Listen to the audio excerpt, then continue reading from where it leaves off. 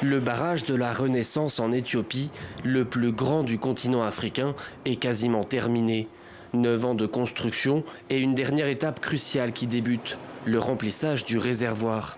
Un processus qui prend plusieurs années et c'est précisément ce calendrier qui pose problème.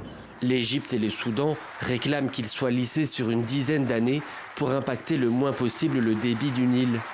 Mais l'Éthiopie, qui s'est lourdement endettée dans le projet, le veut le plus rapide possible.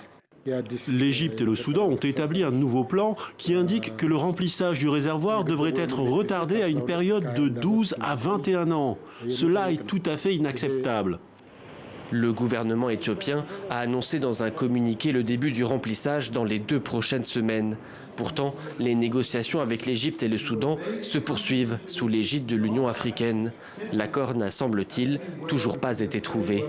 Quelle que soit la forme que prendra l'accord final, car accord il y aura, aucun accord ne réduira à néant la perte sèche que vont subir le Soudan et surtout l'Égypte.